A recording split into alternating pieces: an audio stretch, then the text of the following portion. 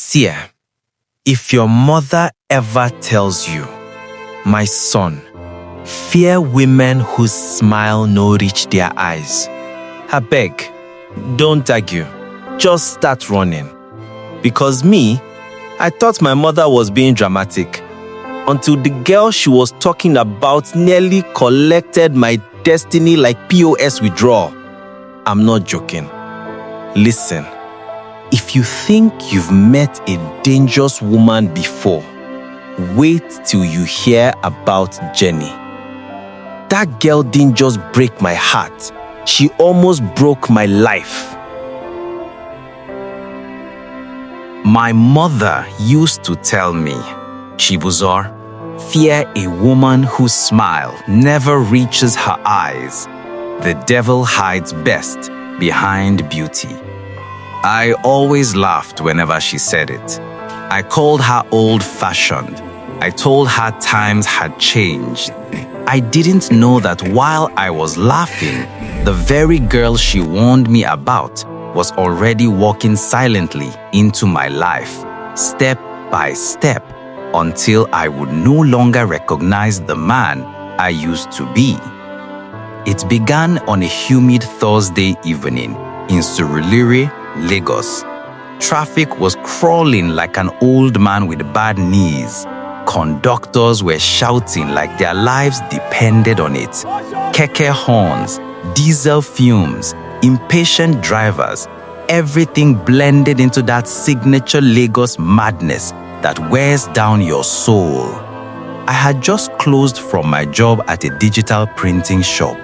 My shirt clung to my back, my throat was dry, and all I wanted to do was go home and sleep. And then I saw her. She stood by the bus stop like something out of a dream, wearing a simple peach gown that wrapped her body gently as though it knew her personally. Her skin glowed under the weak evening sun, and her hair flowed behind her like a soft river. But it was her eyes I noticed first, sharp, beautiful, piercing, and dangerous in a way I didn't yet understand. She looked lost, helpless, fragile. "Excuse me," she said softly. "Please, do you know where I can get a bus going to Ojuelegba?" Her voice poured through me like calm honey sliding down steel. I don't remember smiling, but I must have. I showed her the bus. We entered together. We talked, we laughed, we exchanged numbers, and I walked away that night feeling like I had met an angel. Her name was Jenny, short for Jennifer Obianju Okoye. If only I had known the truth behind that name, I would have run far, far away. 2 weeks later, I introduced Jenny to my mother. The moment Jenny greeted her, I noticed a shift in my mother's face. It wasn't obvious. It was just a small twitch in her left eyebrow. The eyebrow that only moved when something didn't sit well with her spirit. Jenny left and my mother called me inside. She didn't shout, she didn't scold. She simply asked quietly, "Chibuzo, where did you meet that girl?" I told her. My mother sighed deeply and slowly, with the weight of a woman who had seen too much in life. She said, "Be careful. That girl is hiding something." I said, "Mama, you don't even know her." She shook her head. Sometimes the spirit sees before the eyes. I laughed. I hugged her. I told her she was being dramatic. But mothers don't warn for nothing. The red flags came like whispers. Small things, soft things, things easy to ignore. Jenny was too perfect, too sweet, too understanding, too available, too everything. She showed up in places I didn't tell her I would be. She bought expensive gifts despite claiming she was job hunting. She asked too many questions about my family, and she hated it when I visited my mother. When my mother called, Jenny's mood changed instantly. But anytime I tried to pull away, her tears brought me back.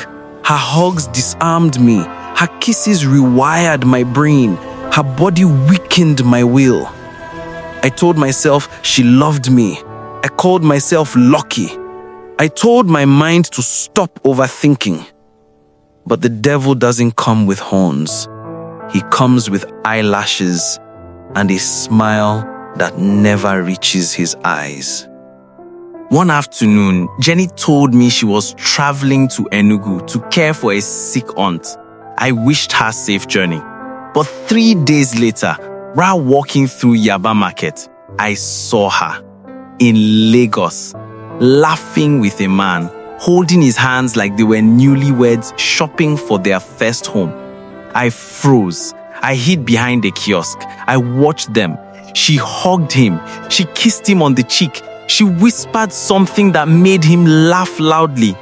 Something inside me cracked that moment. But I needed proof, so like a madman, I followed them. They entered a street. They entered a house, and Jenny used a key. Not a knock, a key. That was her home with him.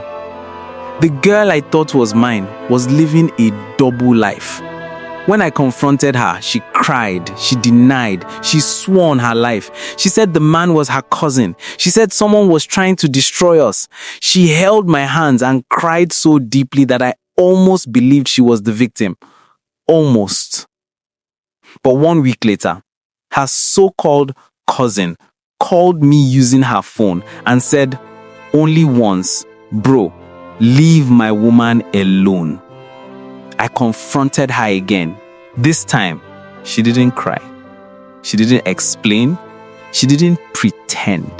She just looked at me with cold, empty eyes and said, "Shibuzo, I never promised you anything. You were a distraction, nothing more." And at that moment, I thought the story was over. I thought heartbreak was the worst thing she could ever do to me.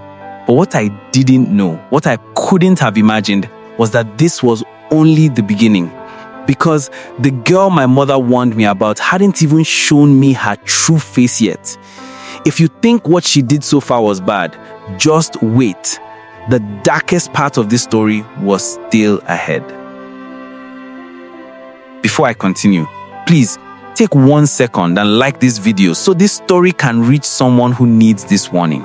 And if you're new here, subscribe, because the next part of what happened changed my destiny in a way I never saw coming. 2 months later, strange things began happening. I felt someone watching me at night. I heard pispers behind me when no one was there. I saw shadows moving in my room. My dreams were filled with Jenny, smiling that eerie smile she never smiled in real life. My finances crashed. My boss fired me for mistakes I didn't remember making. My health declined. My life fell apart piece by piece. One night, around 3:14 a.m., I couldn't breathe. I felt hands squeezing my throat. I opened my eyes and saw her, Jenny, standing at the foot of my bed, smiling, not with her lips, but with her eyes.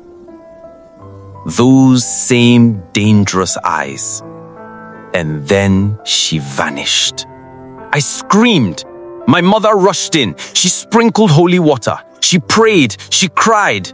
"Chibuzo, Jenny is not who you think she is."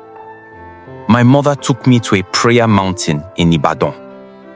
There, a prophet told me things that froze my blood. He said, her real name is Ojuolape. She is in a spiritual covenant with a man.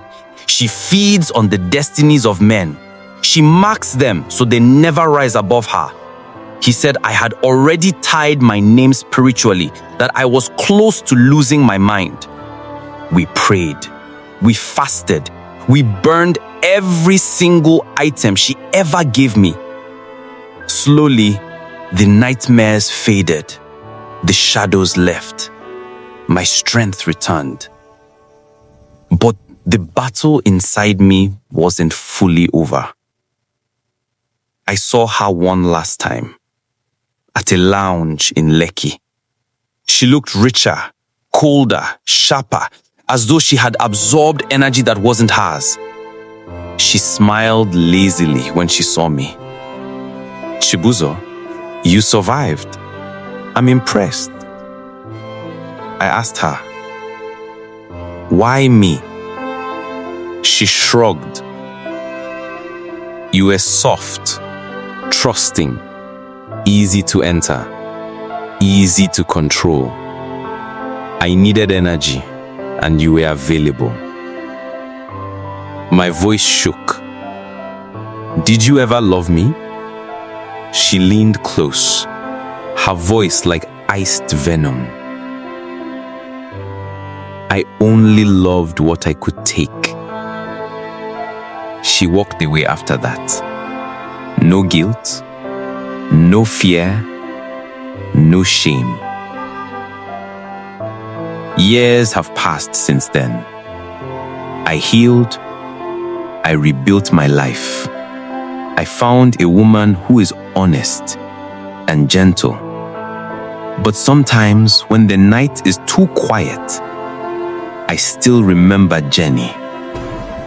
Her beauty, her lies, her darkness, and mostly my mother's warning. A woman's face can deceive you, but her spirit cannot hide. Sometimes the people we fall in love with are the same people sent to break us. Sometimes love is the trap we enter with both eyes wide open. And if there is one thing life has taught me, it is this: always listen to your mother. She sees what your heart refuses to notice. If this story touched you, please like, share, comment, and subscribe. Your support helps us create more powerful stories that heal, inspire, and transform.